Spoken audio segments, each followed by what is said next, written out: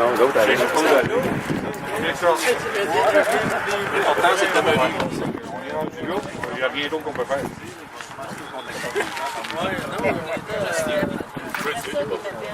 Qui ça? Qui ça? Vous pouvez m'expliquer un petit peu en quoi vous intervenez et pourquoi les personnes sont ici? Exactement.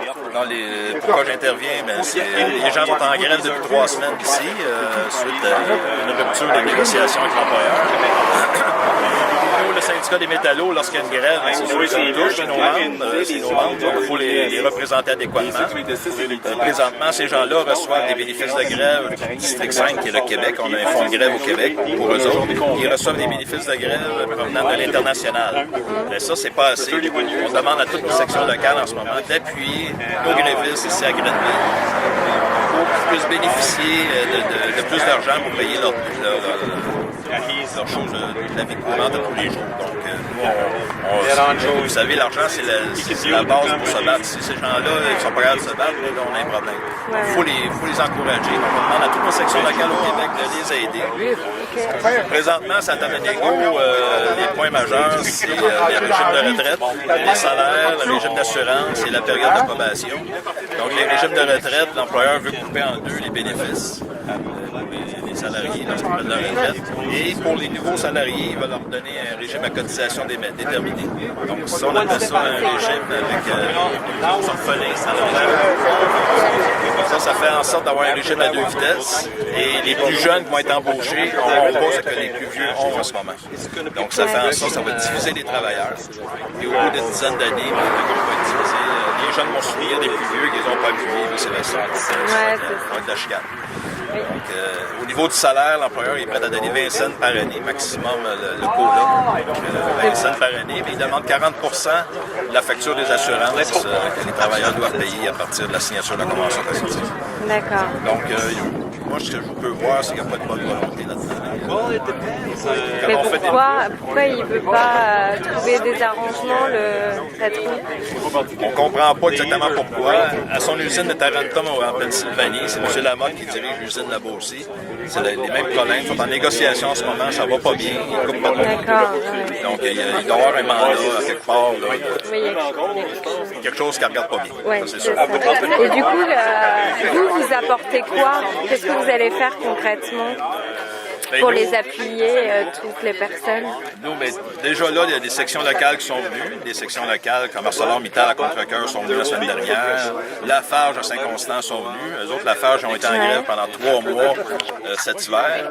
Ils ont gagné leur grève grâce à l'appui justement de toutes les sections locales et du syndicat des métallos et du syndicat international. Donc, c'est toute une famille. Hein, vous savez, en Amérique, on est 800 000 membres.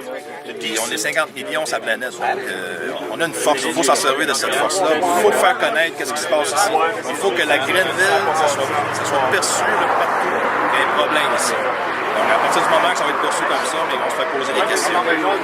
Même si c'est pas international comme compagnie, ils sont plus américains, canadiens. On va leur faire mal là-dessus. Et là, donc il y a 92 salariés, c'est ça? Là, il y en a, enfin ici, il y en a combien vraiment? Moment, mais là, il y a plusieurs chiffres parce qu'on essaie d'avoir des gens sur tous les cadres de travail. OK. À toutes les 6 heures, ça change. D'accord. Donc, ils utilisent ça. Ils sont 90, donc mettons, il y en a peut-être une vingtaine en ce moment, 20-25. Sur l'autre chiffre, on va en avoir 20-25, et ainsi de suite. Il faut toujours qu'il y ait du monde ici. D'accord, OK. Donc, et la grève va durer encore longtemps ou qu'est-ce que vous avez prévu de faire là? Pose la question à lui là-bas. OK, lequel?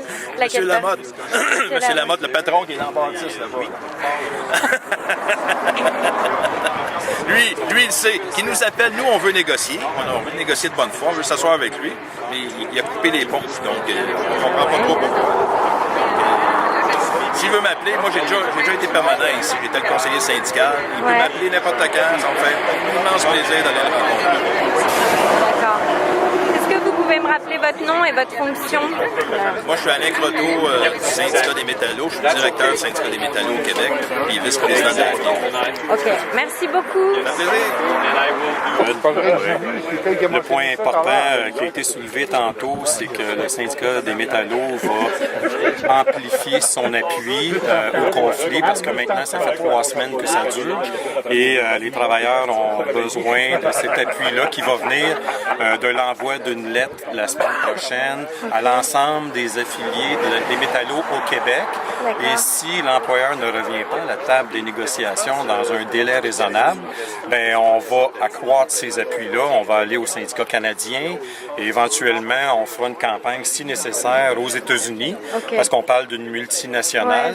Le but ultime est de ramener l'employeur à la table et de négocier une convention collective qui respecte les travailleurs, donc pas de recul, un régime de retraite qui se maintient et un statu quo sur l'ensemble des conditions.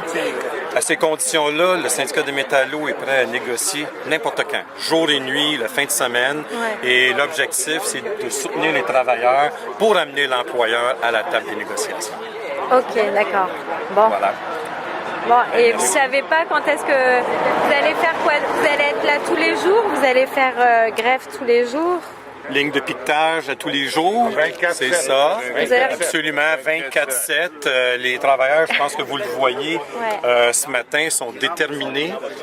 Ils vont être là jour après jour, le temps nécessaire. Et il y a un dicton tantôt qui a été dit One day longer, one day stronger. Exactement.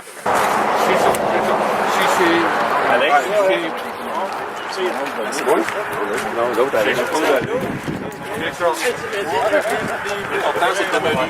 On est rendu là, il n'y a rien d'autre qu'on peut faire. Ben, l'employeur, il veut couper de notre fonds de pension. OK. Il veut couper des assurances collectives. Il veut augmenter le temps de probation pour les nouveaux employés. Ouais. Fait que c'est tout, il veut couper partout, dans toute notre convention complète. Et comment ça se fait? Ben, c'est la nouvelle mentalité des compagnies. Il essaie de tout couper partout. Vous êtes... Ouais. Si on ne se tient pas debout, puis on accepte ça, mais les prochaines négos, ça va être coupé encore.